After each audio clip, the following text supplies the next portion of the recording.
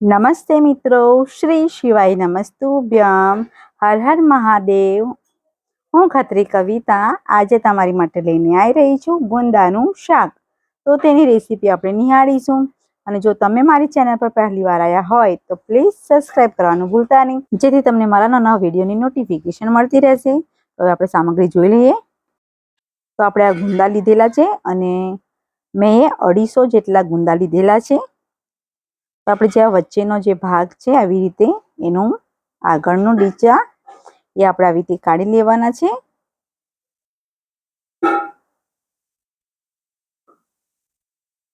તેવી રીતે આપણે બધું આવી રીતે કાઢી લેવાનું છે. તો આપણે કમ્પ્લીટ રીતે બધું કાઢી લીધા છે અને આને બાફવા માટે આપણે મૂકીશું. તો આપણે ગેસ પર કુકર મૂકી દીધું છે બાફવા માટેનું,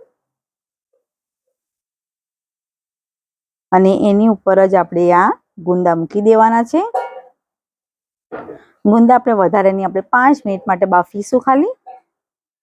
ત્યાં સુધી આપણે બીજી સામગ્રી જોઈ લઈએ. તો આપણે આ કેરી એક લેવાની છે, આવી સાઈઝની એક તોતા કેરી જેવી લીધી છે. ચણા લોટ લીધેલો છે 1 વાટકી જેટલો. જીરું લઈ લઈશું આપણે અડધી ચમચી. વરિયાળી લઈ લઈશું આપણે એ પણ અડધી ચમચી. કોથમીર લઈ લઈશું થોડી.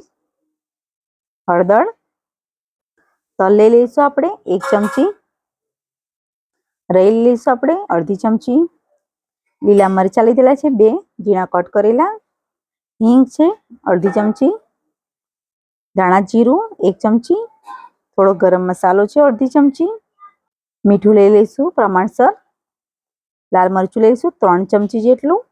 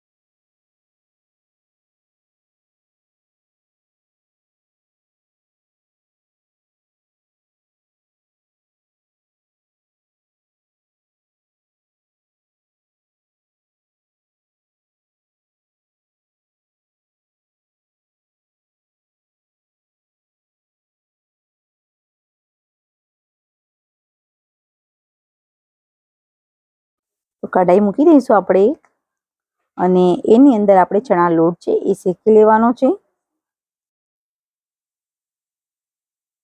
તો આપણે કમ્પ્લીટ રીતે ચણા લોટ શેકી લઈશું. તો 5 મિનિટ માટે આપણે સારી રીતે શેકી લેવાનું છે. તો ચણા લોટ આપણો શેકાઈ ગયો છે અને ગુંદા પણ આપણા ઠંડા થઈ ગયા છે. ગુંદા છે તો આપણે એના અંદર ચીકાશ હોય છે તો આપણે ચપ્પુના મદદથી આપણે એના અંદરનું બીયું છે એ આપણે કાઢવાનું છે. એકલા ચીકણા હોય છે એટલે. અને જો તમારે એ મીઠું બી આપણે લગાવીને આપણે કાઢી શકીએ છીએ, પણ આપણે ચપ્પુના મદદથી આપણે હાથેથી આપણે કરી લઈશું આ રીતે. તો કમ્પ્લીટ રીતે આપણે ગુંદાના બધા બીજ આપણે કાઢી લીધેલા છે. તો આપણે જે કેરી છે છીણેલી એ લેવાની છે. તો કેરી છીણ આપણે ઝીણી છે એકદમ. તો એની અંદર આપણે લાલ મરચું છે એ લેવાનું છે. ગરમ મસાલો, ધાણા જીરું લઈ લઈશું. અને વચ્ચેથી આપણે જરીક થોડોક ભાગ કરવાનો છે આવી રીતે. તો એના અંદર લીલા મરચાં થોડાક લઈ લઈશું. તલ, વરિયાળી, હળદર લઈ લઈશું થોડી.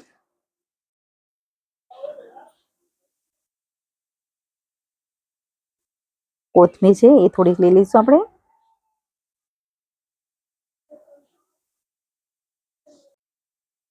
ખાંડ છે એ લઈ લઈશું આપણે. અડધી ચમચી, અને મીઠું છે એ લઈ લઈશું થોડુંક પ્રમાણસર. તો આપણે બધું કમ્પ્લીટ આપણે અંદર ઉમેરી લીધું છે. સાથે સાથે થોડીક ચપટી હિંગ લઈ લઈશું અંદર, થોડીક વઘારમાં લઈ લઈશું. તો આ બધો મસાલો કમ્પ્લીટ રીતે બધું મિક્સ કરી લેવાનો છે.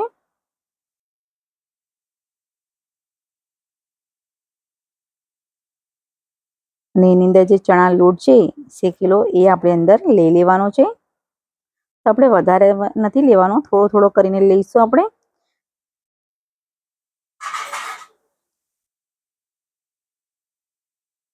થોડોક રાખેલો છે તો આપણે પછી લઈશું એ કમ્પ્લીટ બરાબર પહેલા આપણે મિક્સ કરીને હલાવી લઈશું એને.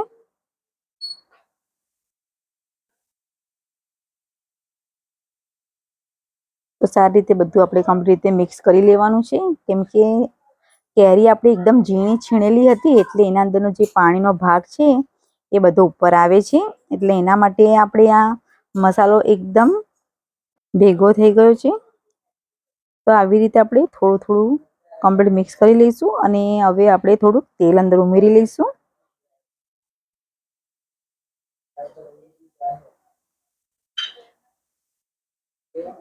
તો આવી રીતે આપણે બરાબર બધું કમ્પ્લીટ રીતે મિક્સ કરી લેવાનો છે મસાલો.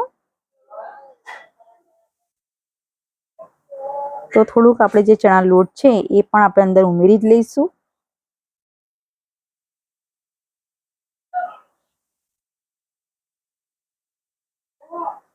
તો આવી રીતે બધું આપણે એ પણ મિક્સ કરી લેવાનું છે બરાબર બધું ભેગું કરીને. તો આવી રીતે બધું આપણે ધીમે ધીમે આપણે બધું આવી રીતે મિક્સ કરી લેવાનું છે.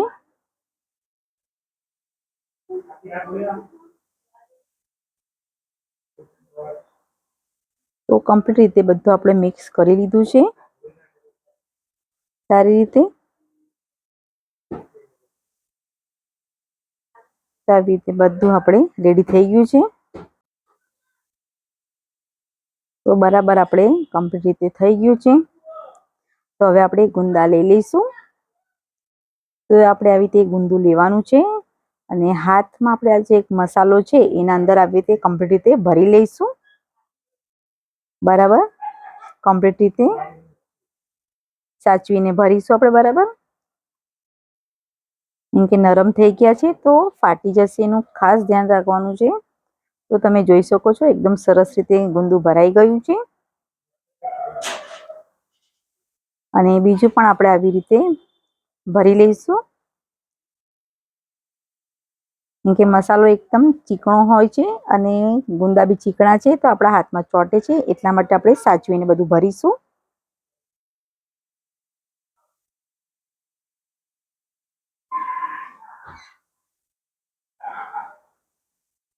તો બરાબર આપણે કમ્પ્લીટ રીતે ભરી લીધું છે આવી રીતે. તો એવી રીતે આપણે બધા ગુંદા આપણે ભરી લેવાના છે. તો તમે જોઈ શકો છો બધા ગુંદા આપણે ભરી લીધેલા છે. તો આપણે કઢાઈ મૂકી દઈશું.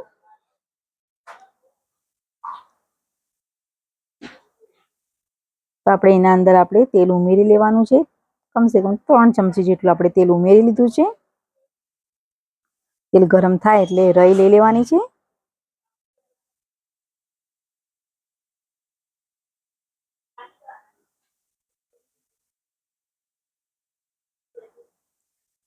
તો આપણી રાઈ ફૂટે એટલે આપણે એના અંદર બીજો મસાલો કરી લેવાના છે.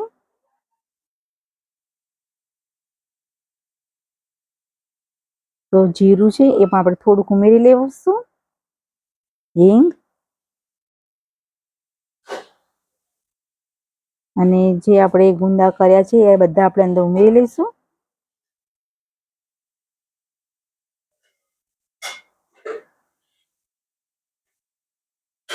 તો આપણે ધીરે ધીરે બધા ઉમેરવાના છે, ધ્યાનથી ઉમેરી લેવાના છે.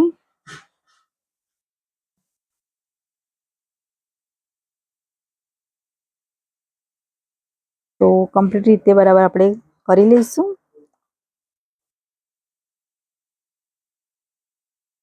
તો હવે બરાબર આપણે કમ્પ્લીટ રીતે હલાવી લઈશું એને ધીમે ધીમે. અને આપણે કમ્પ્લીટ રીતે બધું રેડી થઈ જ ગયું છે આપણું, પણ હવે આપણે કમસે કમ આપણે 5-10 મિનિટ માટે આપણે એને થવા દેવાનું છે.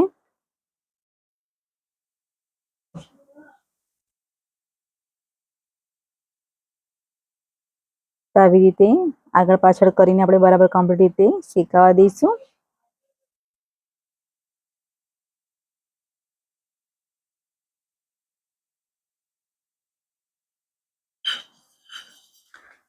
તો 5-10 મિનિટ થઈ ગઈ છે આપણી, તો કાઢી લઈશું એને.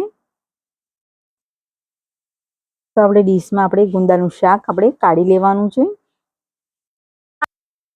તો આપણે બરાબર આપણે બધું કાઢી લીધું છે શાક.